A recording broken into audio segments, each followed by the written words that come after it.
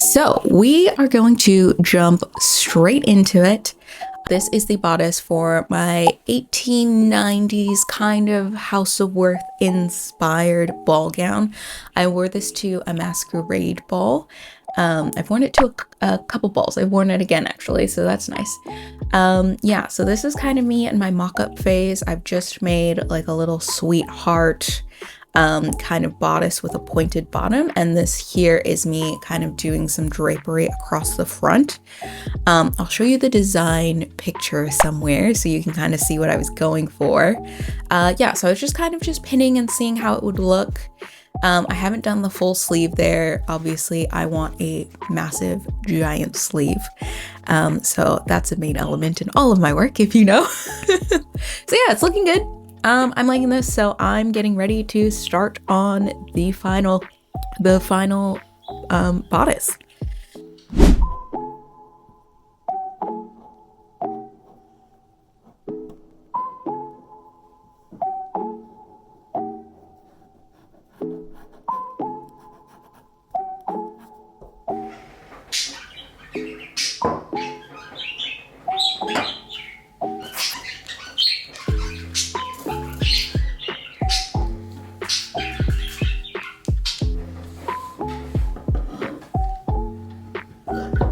So I'm cutting out all of my pieces. I've just used a bed sheet as my lining fabric. That's already been cut out, and then I'm going into my fashion fabric. Now, if you are a keen-eyed repeat viewer, you may notice that this is actually the same fabric as my Inej cosplay when I made her jacket.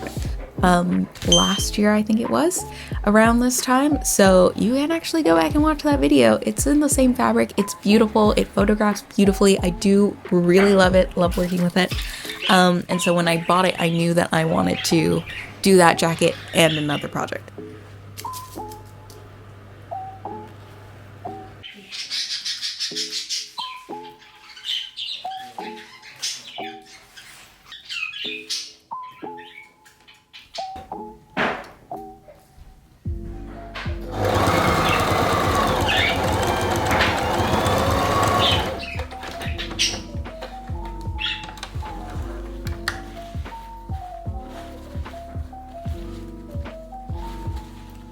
I can talk a little bit about the design. So this is a masquerade ball. Many masquerade balls are based on The Labyrinth, starring David Bowie. And so there is that scene where there's like that psychedelic masquerade ball, and she has that beautiful giant dress. I didn't really go that route. When I was watching the movie for inspiration, there was a scene with those little plants. As she's walking through the maze, there are these plants with eyeballs that kind of watch her and follow her along. And so that's kind of more of the direction I was going in. I'm not sure if it came across entirely that way in the final project. I will be honest. It is a little bit more biblically accurate than I was going for. Yeah.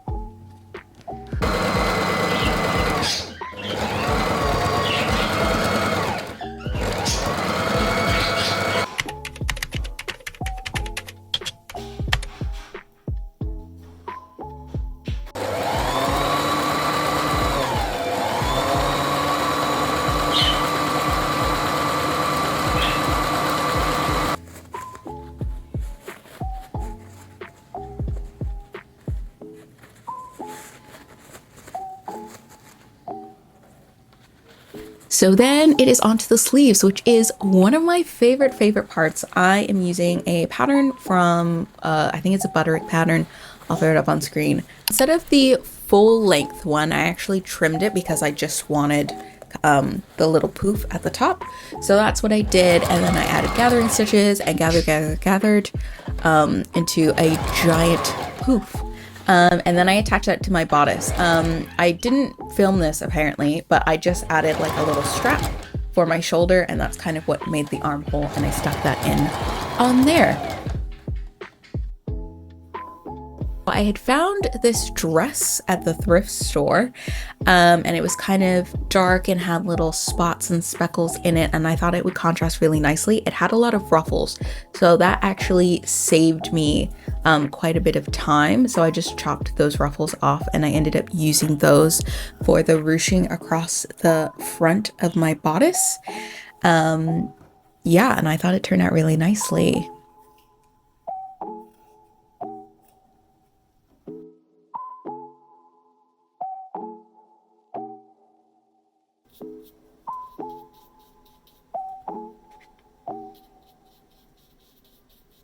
Okay, so this is the part that you have all been waiting for, the eyeballs for this ball gown. So I used ping pong balls. I couldn't find white ping pong balls, which probably would have been way easier. So I used orange ones and I painted them white. Now, another thing that could have been easier, I found out that you can actually just order doll eyes online. I didn't know that at the time, and I didn't do that. So I decided to do this instead. It took more time, but I did have more control on exactly like the shades of blue and how the eyes looked. So I'm quite happy with the decision, to be honest. So I cut the ping pong balls in half, and I kind of used like sticky tack and these pens so that I could really not get paint all over my hands and stuff. So yeah, painted them all white. And then I painted the center in blue, like a medium shade of blue, and then a slightly darker shade of blue. And then I added like black pen for an outline, and then some white like highlights, just so that there was a nice little gradient. I thought it turned out quite well in the end, to be honest. I did enjoy doing this process. Oh, look how cute all of these are. Oh my gosh, I love it. Okay. Okay, so this is the bodice of my ball gown. I've just pinned on how I want the ruching to go. So it's basically going to go across. And I'm going to use these little edges to add some contrast with the light and the dark. And then these are how my little eyeballs turned out. And I'm just going to like tuck them in there. And it's going to be, I think, just the right amount of like glamorous and unsettling.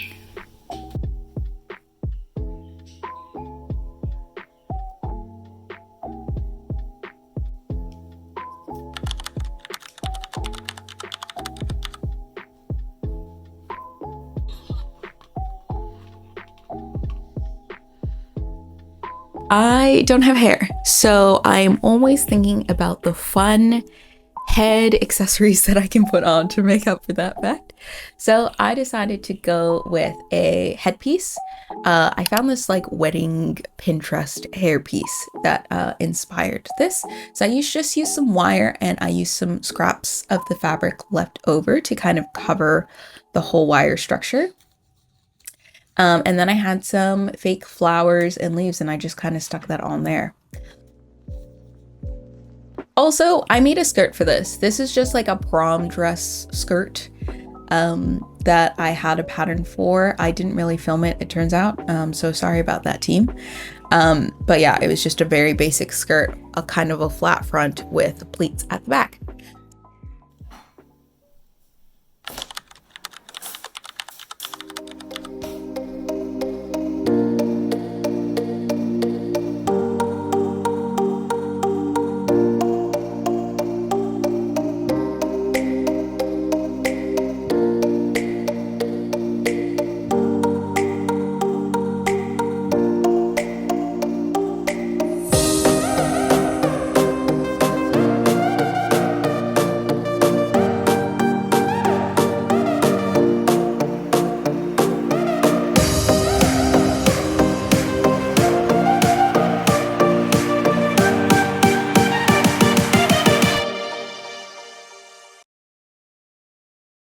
yeah, so that's everything. Thank you so much for coming along with me to make this eyeball ball gown dress.